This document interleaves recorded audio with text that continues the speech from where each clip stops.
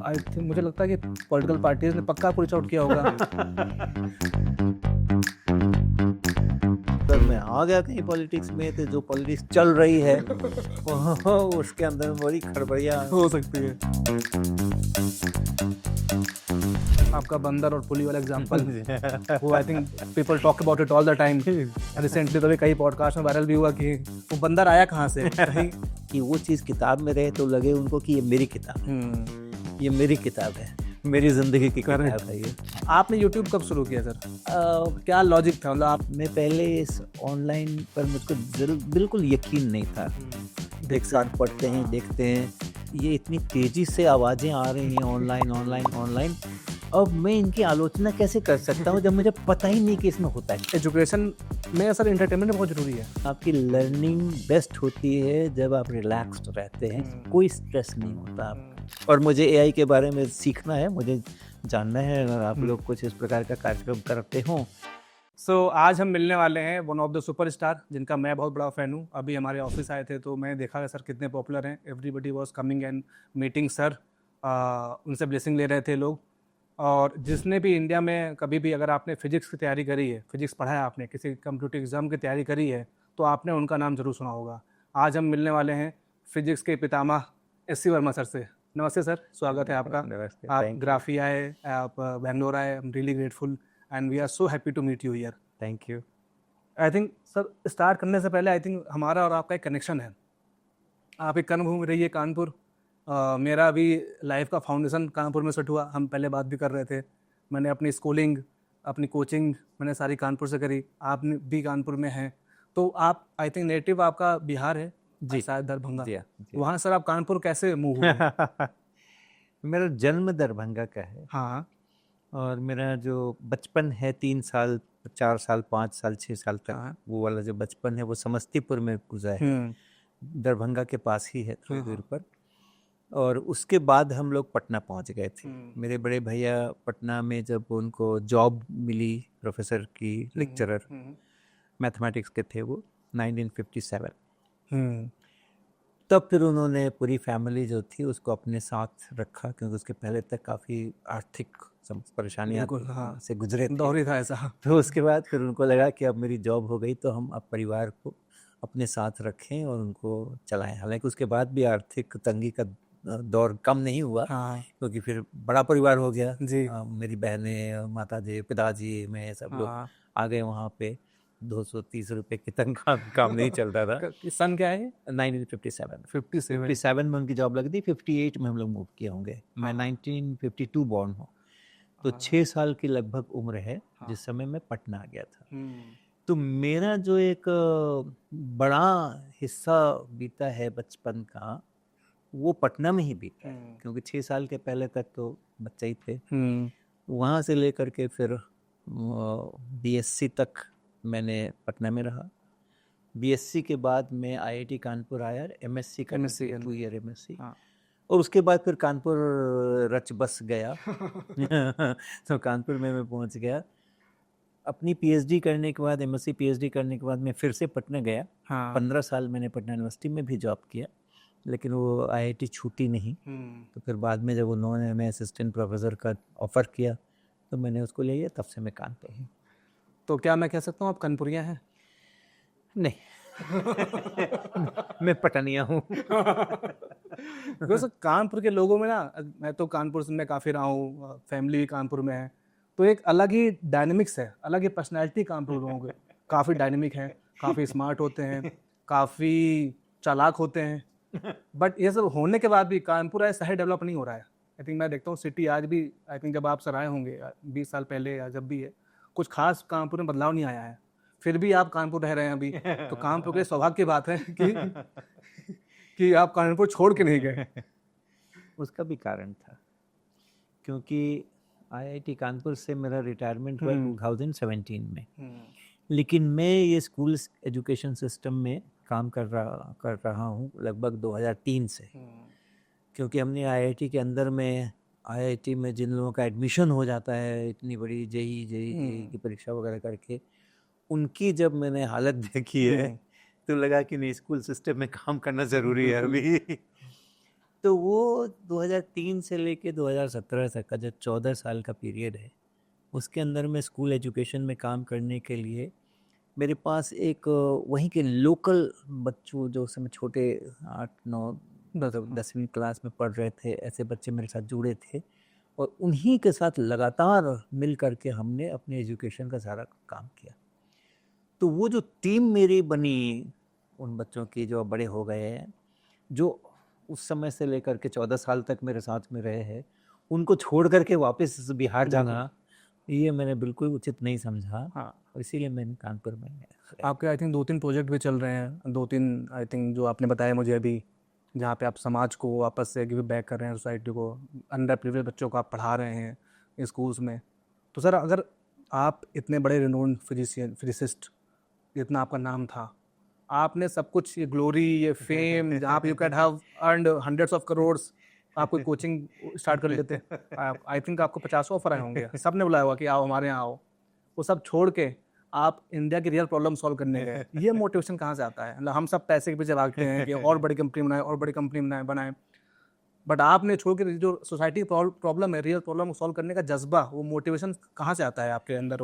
वो तो कई प्रकार के संस्कार होते हैं, परिवार के संस्कार होते हैं, बचपन कहाँ बीता, किन लोगों के साथ रहे, उन्होंने हमें क्या सिखाया। बोल के सिखाना ज़रूरी नहीं होता है, हम किसी को देख करके सीखते हैं, उसके जीवन को देख के सीखते हैं, तो वो तो संस्कारों की बात है। मैं इस मामले में अपने को भाग्यशाली समझता हूँ कि मेरा परिवार और मेरे सराउंडिंग में जो भी लोग आए, है ना, स्कूल के समय में मेरे शिक्षक आए होंगे, मेरे मित्र मंडली आई होगी, उन सब ने अंत में धीरे धीरे करके मेरे अंदर में यही ठूंसा, किसी ने बोल के कुछ भी नहीं ठूंसा, लेकिन जो मैंने ग्रहण किया उनके जीवन से वो यही था कि अपनी सभ्यता की यात्रा देखो आप, तो कम से कम 10-12 हज़ार साल पहले हम सभ्य समाज बन गए थे। अपनी जो सरस्वती सिंधु सिविलाइजेशन है वो भी करीब 10,000 साल पुरानी, और उसके भी और पहले की जो खुदाइयाँ हो रही हैं मेहरगढ़ में, यहाँ वहाँ, तो समझो आप उस समय से हम इतना मनुष्य जो है, और ख़ास करके भारत, वो उसकी यात्रा चल रही है और ये यात्रा आगे बहुत दिन चलने वाली है। तो मेरा अगर 100 साल का जीवन है तो हम हमेशा उसको इस परिप्रेक्ष्य में देखते हैं कि ये तो हजारों साल की यात्रा है, उसमें इस 100 साल का क्या महत्व है। तो हमें लगता है कि अगर हमने उसमें कोई ऐसा काम नहीं किया जिसमें उसमें हमें कंट्रीब्यूशन मिला कि नहीं मिला ये देखना है, वो नहीं किया तो फिर ये 50 करोड़ और 100 करोड़ लेके क्या करना है? क्या फर्क पड़ता है? किसी को क्या फर्क पड़ता है जब 1000 आगे के साल का इतिहास जो समाज बनेगा, उस समाज के बनने में मेरी कोई भूमिका है, तब तो मेरा जीवन सफल है। और वो भूमिका नहीं है तो मेरे पास 4 मकान है कि 10 मकान है कि लंदन में मकान है कि बॉम्बे में मकान है, क्या फर्क पड़ता है? बिल्कुल। ये संस्कार गए और बहुत प्रारंभ से ही ये रहा कि भाई लाइफ शुड बी यूजफुल। जो लाइफ है वो उपयोग में आनी चाहिए, यूजफुल होनी चाहिए। और वो यूजफुल कैसे होगा, ये हर व्यक्ति अपना अपना सोचे कि मेरा कैसे कंट्रीब्यूशन मिल सकता है कि इस सभ्यता की इस पूरी यात्रा में। और मुझे भी याद किया जाए कि हाँ, इन्होंने आया था 100 वर्ष के अंदर में, तो हाँ, इन्होंने ये कुछ पॉजिटिव काम किए थे। This is very inspiring. अब मैं भी सोचता रहता हूँ कि कभी हमेशा डिले होता है प्लान मेरा, सोचता हूँ कि जाऊँगा वापस फतेहपुर जाऊँगा, छोटे टाउन में खागा से आया हूँ मैं, कुछ वापस करना है। अभी नहीं, 5 साल बाद करेंगे और 5 साल बाद करेंगे। तो आई थिंक मुझे लगता है कि अब मुझे प्रोक्रेस्टिनेट नहीं करना चाहिए। अगर मैं आपसे आज इंस्पायर हो रहा हूँ, ये मेरी लर्निंग है कि कुछ करना है तो भाई अभी करो, पैरेलल चलाओ। मैंने भी देखो IIT कानपुर के अंदर में उनके सारे मैंडेट को फॉलो किया। अगर उनका था कि भाई रिसर्च करना है, टॉप ग्रेड रिसर्च करना है, मैंने किया।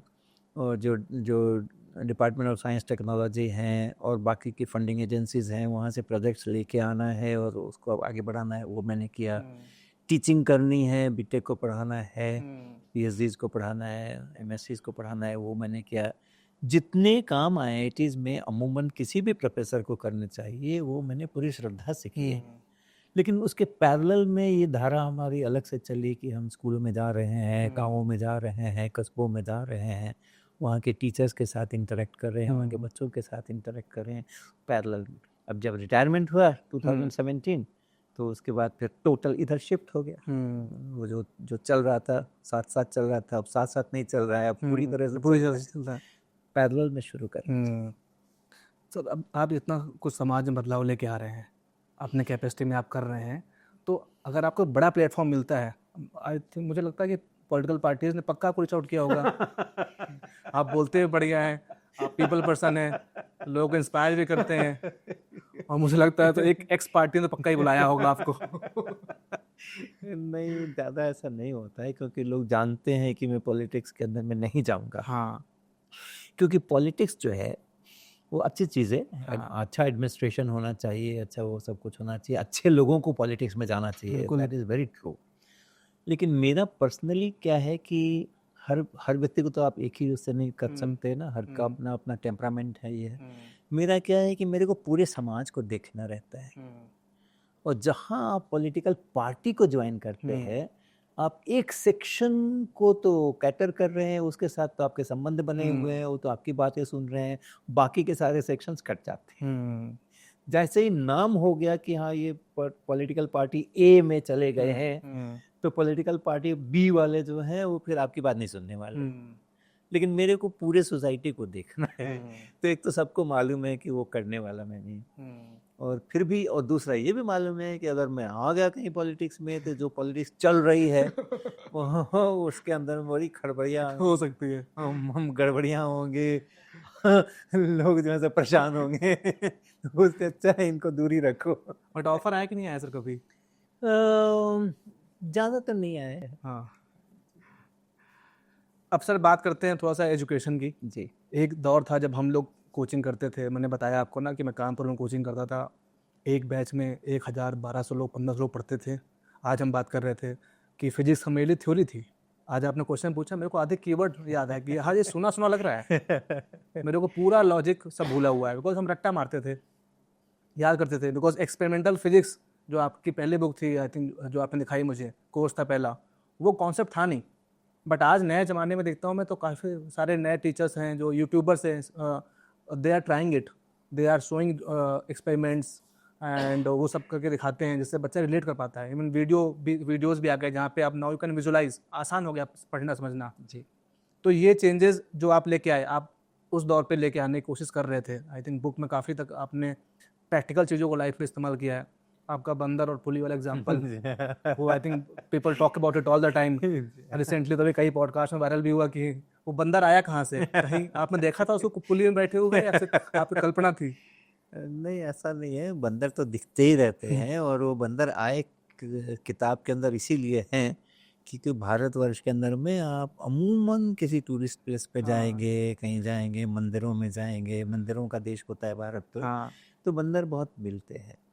तो वो ऐसा कोई बहुत सोच करके नहीं लाया गया था, लेकिन ये था कि पूरी किताब कॉन्सेप्ट्स ऑफ फिजिक्स जो है वो एक भारतीय विद्यार्थियों के लिए लिखी गई थी। तो भारतीय विद्यार्थी किस किस चीज़ से अपने को रिलेट कर सकते हैं, ताकि वो चीज़ किताब में रहे तो लगे उनको कि ये मेरी किताब है, ये मेरी किताब है, ये लगना चाहिए कि ये मेरी किताब, मेरी ज़िंदगी की किताब है ये।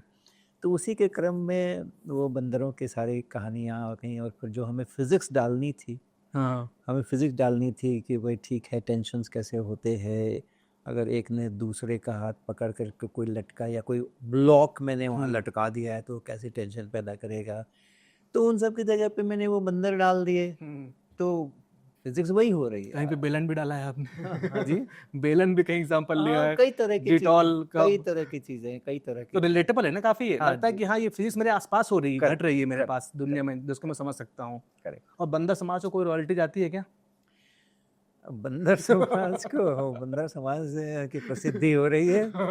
सर एक चेंज तो आया है, ट्रेडिशनल एजुकेशन देखूं जो टिपिकल ऑफलाइन फिजिकल क्लासरूम की एजुकेशन थी वर्सेस जो ऑनलाइन एजुकेशन है।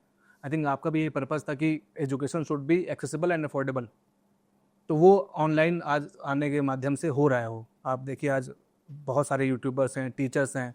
अगर उस ज़माने में हमें कोचिंग खोलनी होती तो बिल्डिंग रेंट लेनी पड़ेगी, चार्ट फैकल्टी हायर करनी पड़ेगी, बहुत सारे इंफ्रा कॉस्ट थी।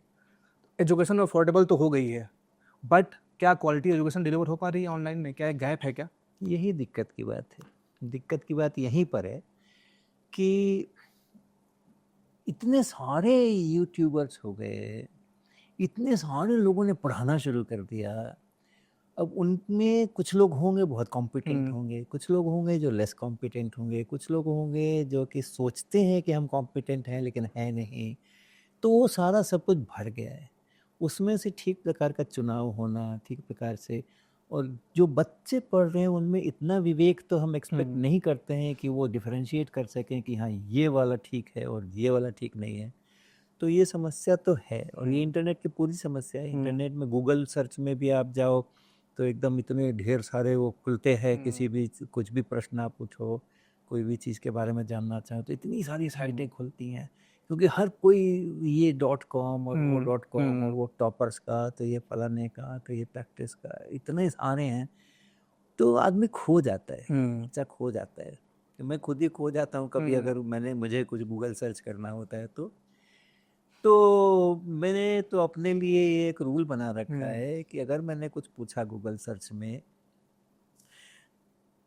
तो जितने चीज़ें आएंगी स्क्रीन के ऊपर हम सिर्फ उसका URL देखेंगे, राइट? अंदर कुछ भी नहीं देखने वाले हैं। जब तक मुझे किसी रेप्यूटेड नॉन यूनिवर्सिटी की साइट नहीं मिलेगी तब तक मुझे क्लिक नहीं करना है। वो 1 पेज निकल जाए, 2 पेज निकल जाए, 3 पेज निकल जाए, और जनरली वो साइट से हमें तीसरे चौथे पेज पे ही जाके मिलती हैं, क्योंकि उनका तो एल्गोरिथम है कि जो बहुत बार देखा जाता है वो पहले आता है हमें। तो जो हम रेपुटेड यूनिवर्सिटी की साइट खोजते हैं उसको तो उतने लोग देखते नहीं हैं, और जो एक पॉपुलर हो गए हैं किसी तरीके से, वो किसी प्रॉब्लम्स के सोल्यूशन वो प्रोवाइड कर रहे हैं या कुछ कर रहे हैं तो पॉपुलर हो गए, वो पहले आते हैं। तो ये एक बड़ी समस्या है जो क्वालिटी की बात आप कह रहे हैं। और मेरा दूसरा भी एक अनुभव है, मैं पूरे देश के अंदर में विभिन्न प्रांतों में जा कर के और जगहों पे जा कर के टीचर्स की ट्रेनिंग्स जिसको कहा जाता है, बारे में, हाँ, वो मैं करता रहता हूँ। तो मेरा अपना जो आकलन है कि सारे भारतवर्ष में ही जो भी सैंपल हम लेते हैं, चाहे केरल से हो, चाहे वो जम्मू कश्मीर से हो या यूपी मध्य प्रदेश से हो, लगभग एक सा ही मिलता है। बहुत सारे हमारे फिजिक्स के टीचर्स जो हैं उनमें कॉन्सेप्ट्स में भी गैप है और डिलीवरी में भी गैप है। क्यों पढ़ाने में 2 चीज़ ज़रूरी होती है ना, एक तो कंटेंट आपको ठीक मालूम होना चाहिए, उसमें कोई कॉन्सेप्ट्स में गैप नहीं होना चाहिए, और उसके बाद जब आप डिलीवर करते हैं तो डिलीवरी का जो मेथड है उसमें भी गैप नहीं होने चाहिए। आप जो कहना चाह रहे हो वही ट्रांसमिट हो रहा है दूसरे के दिमाग तक, क्योंकि हमारे पास उसकी मॉनिटरिंग के साधन नहीं होते। क्लास में आप पढ़ा, चाहे यूट्यूब से पढ़ाइए, चाहे आप इवन ऑफलाइन पढ़ाइए, वो 40 विद्यार्थी भी अगर सामने बैठे तो वो 40 विद्यार्थियों में से कितने विद्यार्थी वही समझ रहे हैं जो आप कहना चाह रहे हो, क्योंकि वो तो लिंग्विस्टिक वाला मामला हो गया। आपने कुछ अपनी तरफ से अच्छी तरह से फॉर्मुलेट किया है अपने सेंटेंसेस को, वहाँ भी एक लिंग्विस्टिक का मामला है कि साइकोलॉजी है, ये है, सब चीज़ों का मामला है कि आप कैसे उसको फॉर्मुलेट कर रहे हैं। फिर वो जो बना उसको वो रिसीव कैसे करेगा, वो भी एक अलग उसका एटीन्यूएशन वहाँ पे भी होने वाला है। तो कितने लोग उसको सही अर्थ में ले रहे हैं जिस अर्थ में आप चाहते हो, कितने लोग उसको इस ओवर एक्सपेक्टेशंस होते हैं। पिछले साल तो पढ़ा दिया था ये, तो अभी क्यों नहीं याद है आप, ये ओवर एक्सपेक्टेशन। ये बहुत सारे प्रॉब्लम्स इवन ऑफलाइन के अंदर में है, और ऑनलाइन के अंदर में तो बहुत है, क्योंकि ऑनलाइन में तो सामने बच्चे हैं ही नहीं। तो आप यहाँ तो फिर भी आप थोड़ा सवाल जवाब कर सकते हो, बच्चे भी हाथ से कर सकते हैं, लेकिन ऑनलाइन के अंदर में मुझे लगता है कि ये चीज़ें ज़्यादा कठिन है। तो वो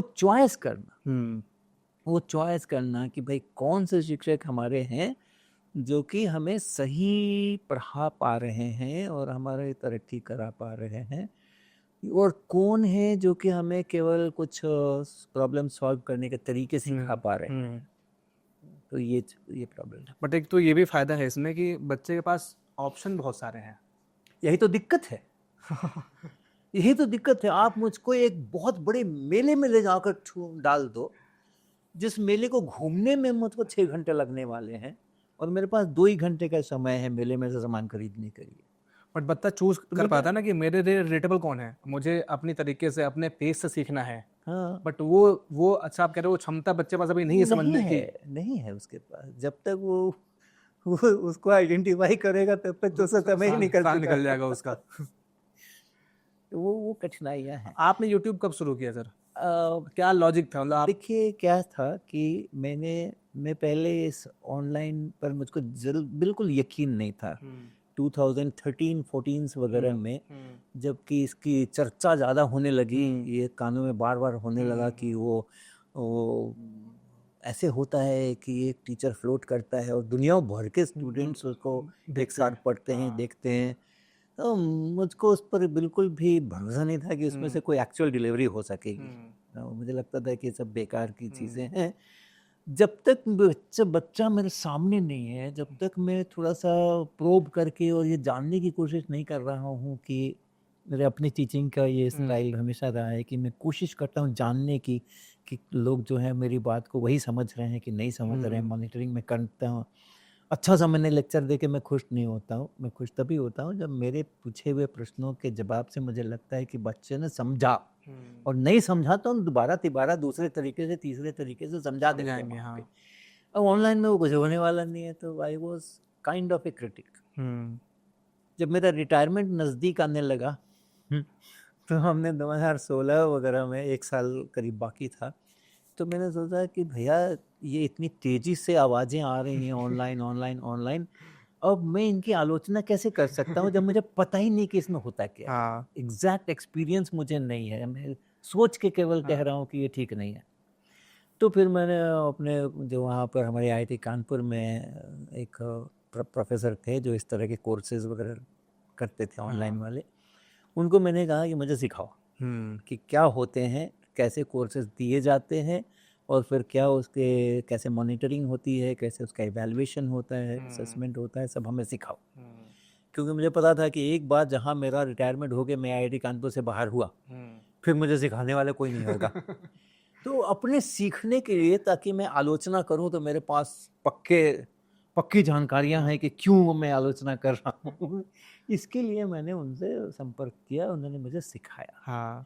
तब मैंने पहला कोर्स दिया ऑनलाइन, और वो उसका नाम था ये learning physics through simple experiments. जिसकी हम बात कर रहे थे। और पहले ही कोर्स में 52,000 लोगों ने रजिस्टर किया मेरे कोर्स को। और तो उसके बाद जब कोर्स आगे बढ़ा तो धीरे धीरे मुझे समझ आया कि जो हम ऑफलाइन में नहीं कर सकते हैं और यहाँ हम कर सकते हैं, उसमें बड़ा फ़ायदा ये था, 52,000 लोगों तक रीच करना बड़ी बात नहीं है। उनको कुछ ना समझ में आया तो क्या फ़ायदा है 52,000 को रीच करने में। लेकिन बड़ा फ़ायदा क्या था कि वो 15 घंटे का टोटल कंटेंट था, spread over 30 lectures, half hour के लेक्चर थे वो। इस 15 घंटे के कंटेंट पे जो हमें सवाल आए डिस्कशन फोरम पे बच्चों के द्वारा, और जो उनके आंसर्स बच्चों ने आपस में एक दूसरे से दिए, that number was something like 9,700। That's huge. अब ये तो पक्का हो गया कि ये 9,700 लोग जो है आउट ऑफ दोज 50,000, वो तो मेरी कही बात को समझ रहे हैं, और नहीं समझ रहे हैं तो मेरे से प्रश्न पूछ रहे हैं, एटलीस्ट उस पर चिंतन कर रहे हैं। तब समझ में आया कि अच्छा, ऑनलाइन की ये बड़ी स्ट्रेंथ है। हम तो यहाँ पे 100 लोगों को पढ़ाते हैं, 80 लोगों को पढ़ाते हैं, 400 लोगों को पढ़ाते हैं। IIT कानपुर में 400 का मैक्सिमम बड़ा हॉल है, जो सबसे बड़ा लेक्चर हॉल 400 का है। 400 को पढ़ाते हैं, और उसमें पढ़ाने में कितने सवाल आते हैं भाई। बच्चे 1 घंटे के पूरे पीरियड के अंदर में कितने सवाल पूछ लेंगे? 2, 3, उससे ज़्यादा तो नहीं। तो अगर हमारा 15 घंटे का टोटल कंटेंट है तो 40, 50, 60, तो मेरे पास उतना ही सैंपल है जानने के लिए कि क्या हो रहा है। और यहाँ पे मेरे को 9,000 क्वेश्चंस आ रहे हैं। इतनी बड़ी संख्या में हम एक्चुअल रीच कर रहे हैं। ये केवल रजिस्टर कर लिया 52,000 ने, तो हमने 52,000 को रीच नहीं किया। लेकिन अगर 10,000 लोग भी उसको अच्छी तरह से देख रहे हैं, सुन रहे हैं, शायद कई बार सुना होगा उन वीडियो को, उसके बाद तब मेरे से सवाल पूछ रहे हैं, तो वो तो वास्तव में है ना। एक चीज़ और होती है, क्लासरूम के अंदर में, ऑफलाइन क्लासरूम में आप सवाल पूछने की डर लगता है। नहीं, डर की बात नहीं है, स्थिति नहीं। क्या होता है, टीचर पढ़ा रहे हैं ना, अब उसका अगला सेंटेंस भी तो मुझे सुनना है। हाँ पहले सेंटेंस में मान लो मेरे को थोड़ा कंफ्यूजन भी हुआ, तो मैं उसका अगला सेंटेंस मिस नहीं कर सकता हूँ ना, क्योंकि उसके बाद तो फिर कड़ी टूट जाएगी। तो मेरा कंफ्यूजन जब तक मैं सोचूं कि मैं वो आपसे सवाल पूछूं पलट करके कि ये क्या कह रहे हो, ऐसा कैसे हो रहा है, तब तक तो मेरा ध्यान उधर भी भटक गया ना कि जो आगे क्या कहा जा रहा है। तो बहुत सारे सवाल जो हैं वो दब जाते हैं। इसीलिए पूरे क्लास में मिला के शायद घंटे भर में 2 सवाल या 3 सवाल निकल करके ये तो स्टूडेंट की तरफ से प्रॉब्लम है कि उनको कुछ कंफ्यूजन है। तो भैया अगर कंफ्यूजन है तो उनको पहले तो अपने क्या पूछेंगे उसको फॉर्मुलेट करना पड़ेगा ना, क्या सेंटेंसेस मैं बोलूं अब, उतने में तो निकल गया काम ही खत्म हो गया।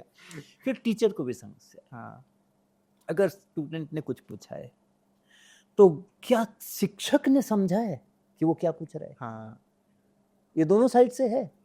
शिक्षक जो बता रहा है तो क्या स्टूडेंट ने समझा है कि वो शिक्षक क्या बता रहे हैं, और स्टूडेंट अगर कोई प्रश्न पूछ रहा है तो क्या शिक्षक ने उस प्रश्न को सुन करके सही समझा कि बच्चे ने क्या पूछा है, या अपना कुछ और ही अर्थ निकाल लिया। दोनों साइड से है ये बात। टीचर के लिए भी बड़ी मुश्किल है उतने इंस्टेंटली उसको रिप्लाई करना है, उसको भी इंस्टेंटली रिप्लाई करना है। जिसने सवाल खत्म हुआ उसका, उसके बाद आप 30 सेकंड नहीं रुक सकते हो, क्लास में हूटिंग हो जाएगी। अगर किसी ने सवाल पूछा और आप चुपचाप उस पर सोच रहे हो 15 सेकंड भी अगर आपने ऐसा कर लिया तो हूटिंग हो जाएगी और सारे बच्चे डिरेल हो जाएंगे। तो आपको ऑलमोस्ट इंस्टेंटेनियसली उसका जवाब देना है बिना 1 सेकंड से ज्यादा वक्त लिए हुए। आपकी लाइफ में कभी ऐसा हुआ है कि किसी ने ऐसा क्वेश्चन पूछा हो? नहीं बता रहा हूँ मैं, पहले आपको ये जनरल बात बता रहा हूँ। तो टीचर के लिए भी समस्या है ना जवाब देना, स्टूडेंट के लिए समस्या है जो पूछना, टीचर के लिए। ऑनलाइन सिस्टम में मैंने उस फर्स्ट कोर्स में ये सीखा कि नहीं, स्टूडेंट को पूरा टाइम है अपना क्वेश्चन फॉर्मुलेट करने का। पहले तो जहाँ उसको रुक गया, जहाँ उसको समझ नहीं आया वहाँ पे पॉज करेगा, पीछे जाएगा, फिर 1 मिनट का देखेगा, फिर पीछे जाएगा, 2 मिनट का देखेगा, उसको खुद से ही समझ हो सकता है आज। और फिर उसके बाद जो कंफ्यूजन है ना, उसको फॉर्मूले लिखने के लिए जब वो लिखेगा, टाइप करेगा, तो 18 बार मिटाएगा, फिर से दूसरा सेंटेंस लिखेगा, पहला हटाएगा। उसके पास पूरा टाइम है अपना सवाल पूछने के लिए, समझ बूझ करके। और मैं भी जब उस सवाल को देखूंगा, सवाल मुझे समझ में आता है, आ गया, पहली बार में समझ में आ गया, मुझे क्या जवाब देना है वो भी आ गया। लेकिन अब मेरे पास टाइम है कि उसका बेस्ट रिप्रेजेंटेशन क्या हो सकता है। मेरे पास भी टाइम है कि मैं ये वाले 2 सेंटेंसेस यूज करूं कि वो वाले करूं, राइट। तो उस क्वेश्चन का जवाब देने के लिए I am much more comfortable. हमारा स्टेज बहुत अच्छा बन गया है कि मैं खूब सोच समझ करके जवाब दूंगा। ये बड़ा बेनिफिट मुझको दिखा। उसका रीच तो है ही, इतने लोगों तक रीच कर रहे हैं, प्लस ये है। तो मुझे लगा कि नहीं इसकी आलोचना नहीं करेंगे हम इसकी आलोचना नहीं करेंगे, इसका इस्तेमाल करें। करेक्ट। फिर वहाँ से मेरा रिटायरमेंट हो गया, तो उसके बाद IIT कानपुर से कुछ साल तक संबंध बना रहा, जब तक वो पुराने लोग रहे।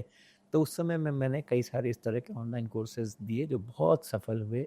आपने BSc कोर्सेज भी लॉन्च किए? BSc के कोर्स हमने बेसिकली BSc के कोर्सेज पे हम ज़्यादा फोकस करते हैं।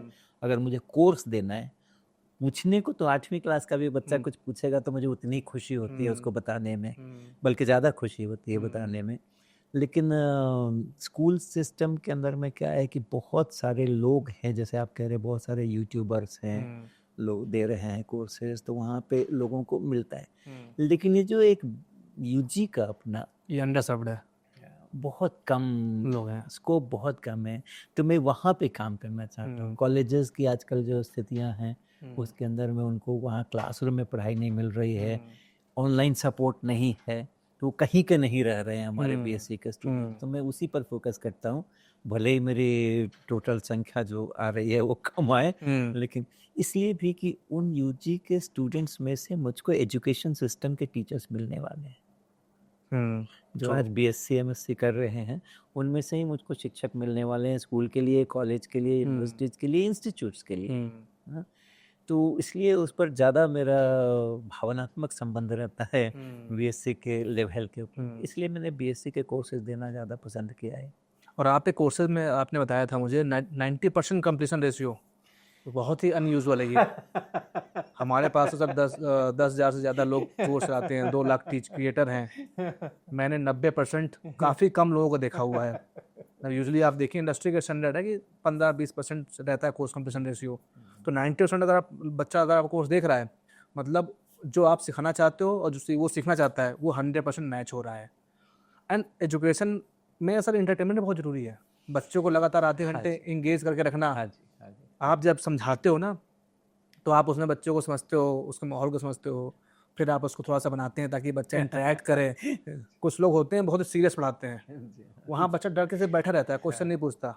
तो ये एंटरटेनमेंट भी बहुत ही लगता है बहुत ही जरूरी है। मतलब ये engaging style should be fun and engaging. मैं हमेशा कहता हूँ कि आपकी लर्निंग बेस्ट होती है जब आप रिलैक्स्ड रहते हैं, कोई स्ट्रेस नहीं होता आपका, उस समय लर्निंग बहुत अच्छी होती है। मेरे बीएससी के कोर्सेज में चूंकि कोई यूनिवर्सिटी एग्जाम नहीं होने वाला अंत में, अभी क्विज विज लेते हैं लेकिन वो तो इंटरनल मामला है, आपस का मामला है, तो उसमें उसका स्ट्रेस नहीं होता।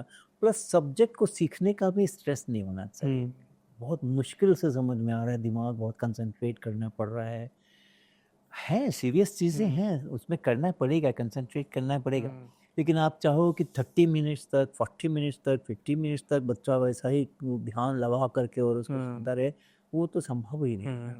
तो मेरे किताब में भी आपने देखा होगा, कॉन्सेप्ट्स ऑफ फिजिक्स लिखने में, मेरे लेक्चर्स में भी आपने देखा होगा कि हम इस बात का ध्यान रखते हैं कि किसी को भी स्ट्रेस नहीं होना चाहिए। तो इसके लिए वो इंटरटेनमेंट का जो कंपोनेंट है वो आता रहता है, बीच बीच के अंदर में आता रहता है, थोड़ी थोड़ी दूर पर आता रहता है, तो आवश्यक वो मैं डिलीवरी की बात जो कह रहा था ना, हाँ जी, वो डिलीवरी के जो गैप्स की बात कर रहा था, ये सब चीज़ें सीखने की। ये कहाँ कोई सीख खुद से सीखा मैंने तो खुद बाकी लोग कैसे सीखेंगे जो नए एजुकेटर आ रहे हैं? कोई इसका कोई फॉर्मल तरीका नहीं है। नहीं, फॉर्मल टीचर ट्रेनिंग कराते हैं सर गवर्नमेंट, उसमें क्या होता है, वो कुछ सिखाते हैं सब। देखो क्या है ना कि जो अभी most of the teachers training है, मैं सबका तो नहीं कह सकता हूँ, डेटा नहीं है मेरे पास में, लेकिन जितना मैंने देखा है गवर्नमेंट की जो ट्रेनिंग्स होती हैं और प्राइवेट की भी ट्रेनिंग्स होती हैं, लोग देते हैं ट्रेनिंग पर जोर जरूर देते हैं। डीपीएस वालों ने और ग्रेटर नोएडा के अंदर पूरा बड़ा कॉम्प्लेक्स बनाया है सिर्फ ट्रेनिंग के लिए, HRDC कहते हैं, ह्यूमन रिसोर्स। तो वो HRDC पर उन्होंने इतना बड़ा इंफ्रास्ट्रक्चर बनाया है और लगातार डीपीएस के टीचर्स की ट्रेनिंग चलती रहती है। DAV का भी अच्छा सा सेटअप है, जवाहर नवोदय विद्यालय JNV है, उनका अलग से सेटअप है, KVS का अलग से सेटअप है। तो ट्रेनिंग बहुत होती है, लेकिन ट्रेनिंग के डायरेक्शंस बहुत उल्टे पुल्टे हैं। वो ट्रेनिंग ज़्यादातर लोग सब्जेक्ट को ही पढ़ाते हैं, जो किताब में लिखा है उसी को पढ़ाते हैं, उसी को एक्सप्लेन करते हैं, और उसमें भी ऐसे प्रोबिंग क्वेश्चंस नहीं पूछे जाते हैं कि उनके मिसकॉन्सेप्शन समझ में आए। वो डिपेंड करते हैं कि टीचर्स खुद ही बताएंगे कि मुझे ये समझ में नहीं आया। क्यों बताएंगे? उनको तो सब समझ में आ रहा है। उनको क्या पता है कि उनको समझ में नहीं आया? उनको तो मालूम नहीं है, उनको तो लग रहा है हाँ सब ठीक है, बढ़िया है। तो ट्रेनिंग्स जनरली इस समय भारतवर्ष के अंदर में एक बड़ी समस्या है, क्वालिटी ट्रेनिंग्स नहीं हो रही। हम जब करते हैं तो वो छोटे स्केल पे करते हैं, हमारा स्केल बड़ा है नहीं, लेकिन उस स्केल के अंदर में हम एक तो ये करते हैं, हम ढेर सारे ट्रेनर्स एक से एक पे नहीं लाते।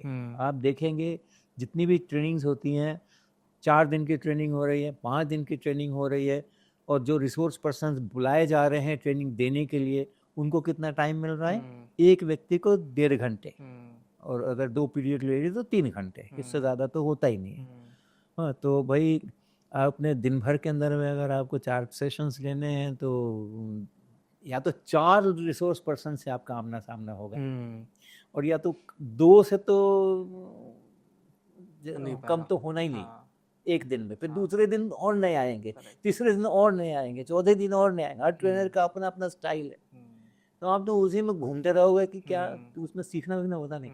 मेरी ट्रेनिंग होती है तो हम अमूमन खुद ट्रेनिंग करते हैं, और हमारे साथ में एक व्यक्ति और होता है, 2 लोग होते हैं, कभी कभी हम 3 लोग होते हैं, क्योंकि एक्सपेरिमेंट्स करना होता है, लेकिन डिलीवरी 2 ही लोग करते हैं। तो अगर 6 दिन, और हम कोशिश करते हैं कि मेरी ट्रेनिंग कम से कम 4 दिन की हो, 6 दिन की हो, 7 दिन की हो, 8 दिन की हो तो और भी अच्छा है। तो संबंध बनाने पड़ते हैं, पहले संबंध बनाने पड़ते हैं, उसके बाद आपकी डिलीवरी। आपको उन्हें समझना है, उनको उनको समझ आने चाहिए, तो वो जब ट्यूनिंग बनती है और उसके अंदर में आपको सब्जेक्ट के अलावा हर कुछ करना पड़ता है। उनकी भाषा बोलनी पड़ती है, वो कहाँ के हैं, बंगाल के हैं, केरल के कहाँ के हैं, उसको ध्यान में रखना पड़ता है। करके आप एक बार कनेक्ट करा लीजिए ना। ट्रेनीज और ट्रेनर के बीच अगर इस तरह का एक इमोशनल और डेवलप हो जाता है बहुत जल्दी, बहुत जल्दी हो जाता है, बहुत जल्दी मतलब 2 क्लासेस समझ लो मैक्सिमम, 2 क्लासेस मैक्सिमम। फिर आप 5 दिन 6 दिन वही रिसोर्स पर्सन उन्हीं के साथ रहेगा, वहीं पे खाएगा, चाय साथ में पिएगा। जो ऑर्गेनाइजर्स होते हैं वो अक्सर कहते हैं कि यार आपके लिए वहाँ व्यवस्था है प्रिंसिपल्स रूम में और डायरेक्टर्स रूम में। मैं कहता हूँ बहुत सम्मान पूर्वक कि आप ज़रूर आप कहेंगे तो मैं वहाँ चलूँगा, लेकिन बढ़िया होता अगर इन्हीं के साथ खड़े होके इन्हीं के साथ खड़े होके हम भी चाय पीते, बिस्किट खाते और इनसे बातें करते। तो अगर कोई इस प्रकार का ग्रुप टीचर्स का 15, 20, 25, 30, 40, 50 का ग्रुप अगर हो, कोई ऑर्गेनाइज़र वैसा चाहे, यहाँ पे मेरा जो चेन ऑफ स्कूल्स है उसके स्टूडेंट, उसके जो टीचर्स हैं उनको इस प्रकार की ट्रेनिंग मिले, कोई बताए कि कहाँ डिलीवरी में गैप है, कोई बताए कि कहाँ कॉन्सेप्ट में गैप है, तो यस वी आर देयर, हम कर सकते हैं वो काम। और सर आपने एआई के बारे में क्या विचार है आपका? अभी देखो क्या है ना, जैसे मैंने कहा 2017-16 में मैं वही सोच रहा था मैंने कहा जब तक उसको सीखूं नहीं तो मैं क्या करूं, उसके बेनिफिट्स हमें पता ही नहीं है, उसके ड्रॉबैक्स हमें पता ही नहीं है, सुनी सुनाई बात के ऊपर और कल्पना पर से ऐसा हो जाएगा, उसमें वैसा हो जाएगा, क्या बातें करें एआई के बारे में। लेकिन एक जो तात्कालिक नुकसान हो रहा है वो तो हम एकदम स्पष्ट देख रहे हैं और हम बता रहे हैं। तात्कालिक नुकसान ये हो रहा है कि हमारे स्टूडेंट्स जो हैं उन्होंने सोचना कम कर दिया है, बहुत कम कर दिया है। पहले थोड़ा स्ट्रगल करते थे सवाल बनाने में या उसका आंसर ढूंढने में या करने में। अब एआई की सुविधा मिल जाने के बाद उनको सोचने की ज़रूरतें कम हो गई हैं और डिस्ट्रैक्शन तो है ही पहले से ही है। उनको थोड़ा ज़बरदस्ती अपने पढ़ने के लिए टाइम निकालना पड़ता था और वो डिस्ट्रैक्शन वैसे ही है।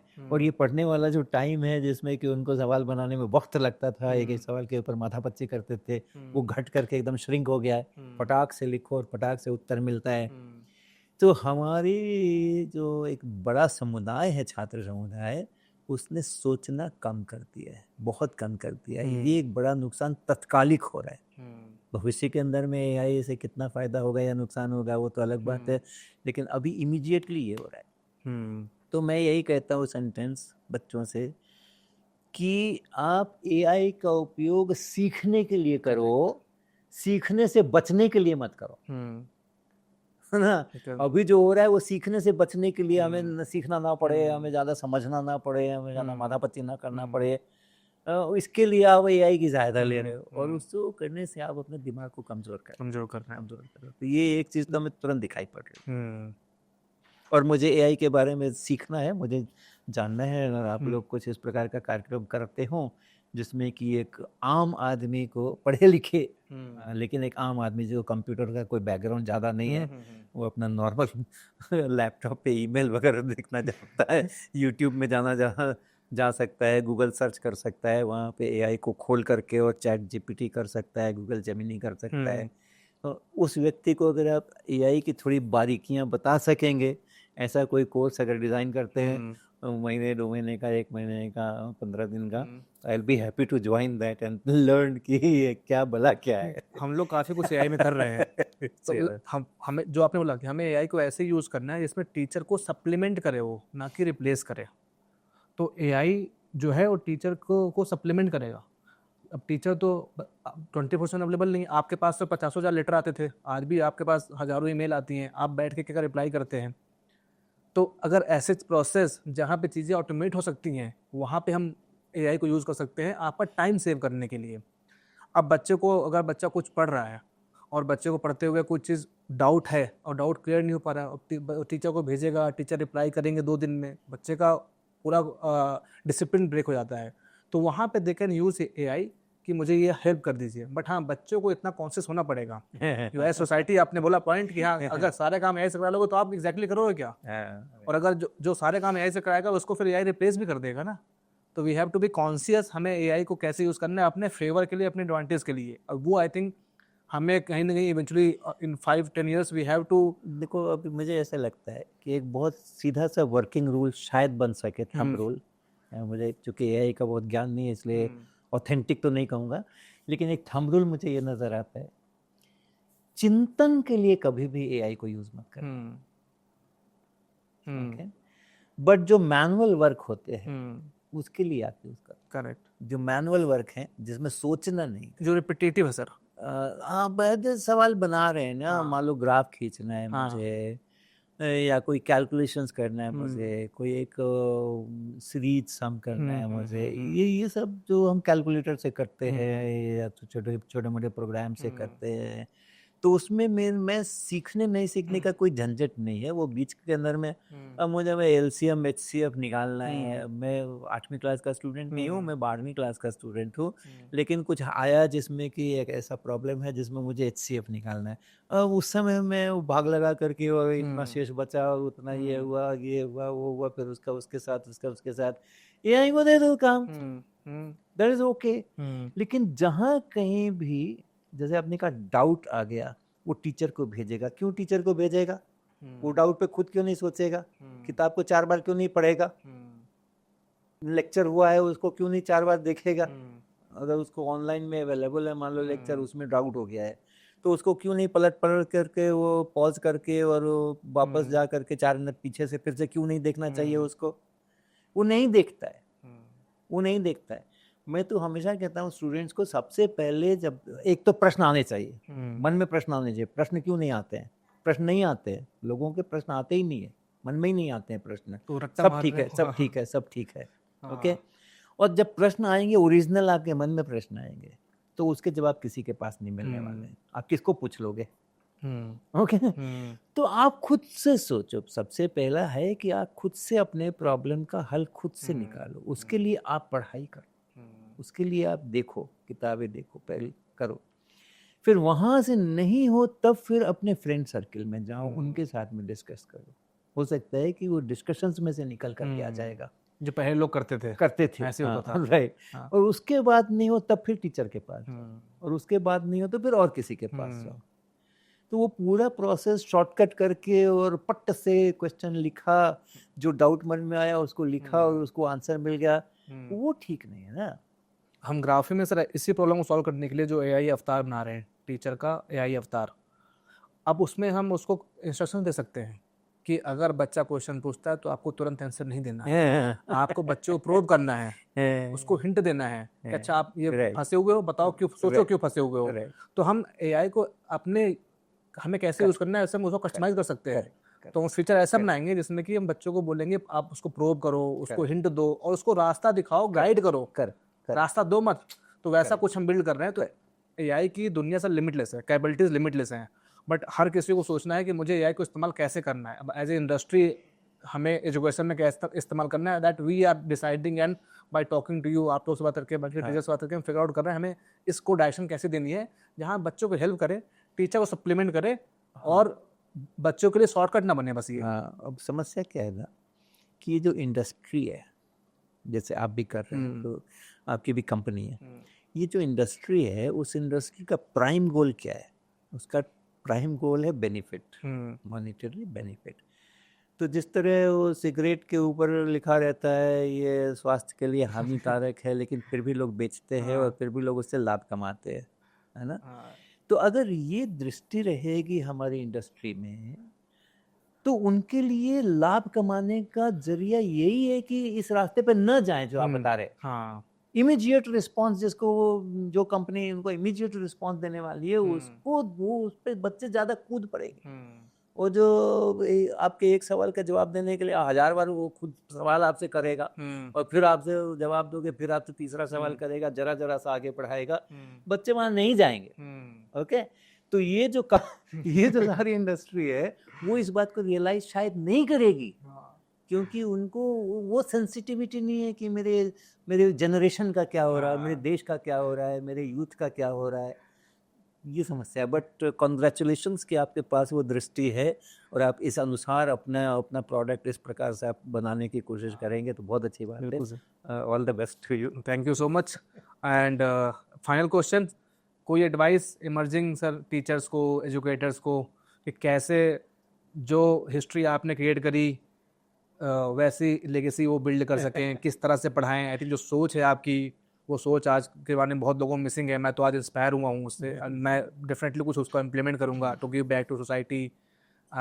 तो आप कुछ ऐसा एडवाइस लेना चाहेंगे इमर्जिंग या नए एज के एजुकेटर्स को, टीचर्स को? देखो क्या होता है ना कि आपको अगर अपने विद्यार्थियों के साथ में उनकी चिंता है ना, अगर आपको उनकी चिंता है, अगर आपको लगता है कि वो मेरे कस्टमर नहीं है, वो हमें फीस देते हैं इसलिए हम पढ़ा रहे हैं, ये संबंध नहीं है, ओके।